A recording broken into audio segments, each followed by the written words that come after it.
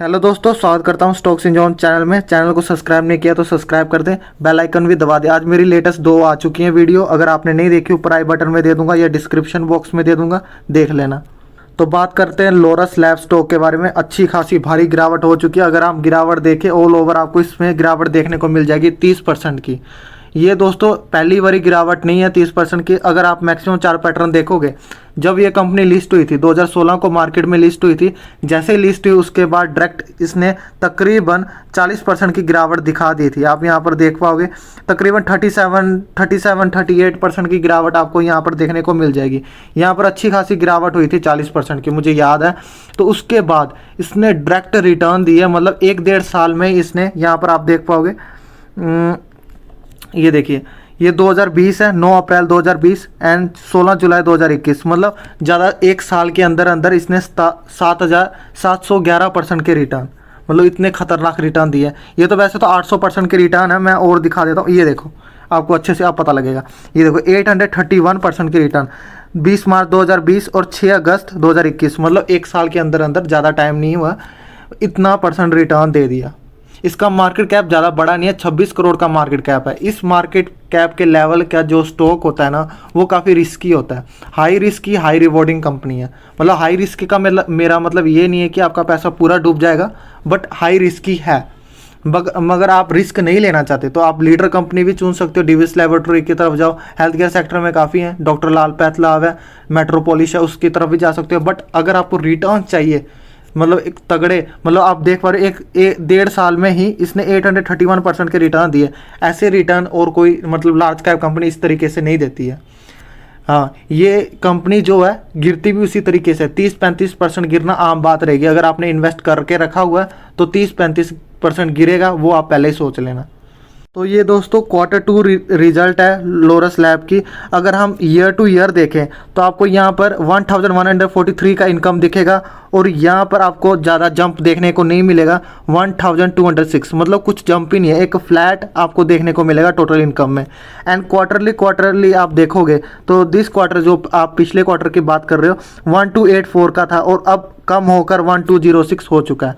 तो मेन चीज़ में अगर हम आ जाते हैं net profit after a tax सब कुछ काट कर, पिछले साल था 72 करोड़ का, जो कि कम होकर दिस ईयर 58 करोड़ का हो चुका है। एंड क्वार्टरली भी डाउन है, पिछले क्वार्टर में 74 था, अब तो आपको पता है 58 का हो चुका है। तो अगर आप अर्निंग पर शेयर रेशो भी देखोगे नीचे, वो भी कम देखने को मिलेगा, नॉर्मल सी बात है। पिछले साल 4.53 था, अब ये कम होकर 3.76 हो गया। पिछले क्वार्टर में 4.50 था, वो भी कम है।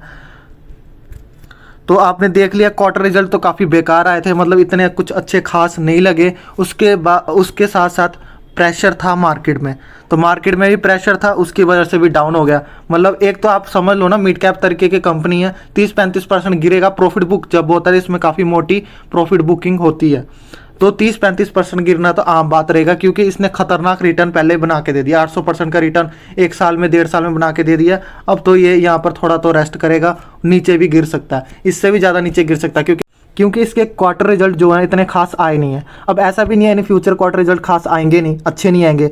कंपनी में उतार चढ़ाव आते रहते हैं, कभी कम आता है प्रॉफिट, कभी ज़्यादा आता है। तो अच्छी से अच्छी कंपनी का भी हर समय क्वार्टर रिजल्ट अच्छा लाना वो मुमकिन नहीं है। तो लॉन्ग टर्म के लिए अगर आप सोचते हो ये स्टॉक लेने के लिए, तो लिमिटेड अमाउंट के साथ आगे बढ़ सकते हो। जो फ्रेश बाइंग का सोच रहा है, 30% की गिरावट हो चुकी है, लंप सम इन्वेस्टमेंट मत करना, SIP मोड में इन्वेस्ट करना। और अभी भी कर सकते हो, अभी थोड़ा अमाउंट लगाओ, अगर और नीचे गिरता है फिर अमाउंट लगाओ, और ज़्यादा नीचे गिरता है फिर थोड़ा अमाउंट और लगाओ। ठीक है, इस तरीके से आप इन्वेस्ट करना, लंप सम बिल्कुल भी नहीं लगाना फ्रेश बाइंग वाले। बाकी जिनके पास ऑलरेडी होल्डिंग है वो होल्ड करके रखो, आपको इन फ्यूचर मतलब लॉन्ग टर्म के लिए अच्छी खासी वेल्थ ये क्रिएट करके दे सकता है। अगर आप ऐड का सोच रहे हो ऐड कर सकते हो, बट लिमिटेड अमाउंट ही करना। अगर आपने ऑलरेडी ज़्यादा अमाउंट लगा के रखा फिर मत करना। तो अगर जिनको लॉस हो रहा है, जो टॉप लेवल में खरीद के बैठे हैं, तो आप होल्ड कर सकते हो, कोई चारा भी नहीं है। टॉप लेवल में खरीद लिया, कोई दिक्कत की बात नहीं दोस्तों, आपका पैसा कवर हो जाएगा अगर आप पेशेंस रखना जानते हो स्टॉक मार्केट में। अगर आपने पेशेंस रख लिया तो ये स्टॉक ऊपर जाएगा। अच्छी कंपनियां बाउंस बैक करती है, और फंडामेंटल वाइज इतनी कमजोर भी नहीं है, ठीक ठाक है। नेट प्रॉफिट उतार चढ़ाव है थोड़े बहुत, बट इतना कमजोर भी नहीं है। प्रमोटर होल्डिंग कम होते हुए आपको देखने को मिलेगी, बट उसके साथ साथ FI की होल्डिंग काफ़ी तगड़ी देखने को मिलेगी। इसमें पब्लिक की होल्डिंग काफ़ी ज़्यादा 47% तकरीबन है। तो जहाँ पर पब्लिक होल्डिंग ज़्यादा होती है वहाँ पर ऑपरेटर भी ज़्यादा होते हैं। अगर पब्लिक होल्डिंग थोड़ी कम होती तो काफ़ी बढ़िया रहता।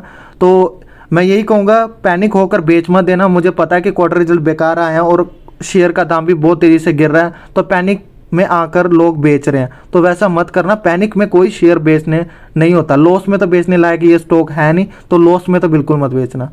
तो अभी तक आपने चैनल को सब्सक्राइब नहीं किया तो सब्सक्राइब कर दे, वीडियो को लाइक करें एंड सपोर्ट करें। मिलते हैं नेक्स्ट वीडियो में। Thank you so much.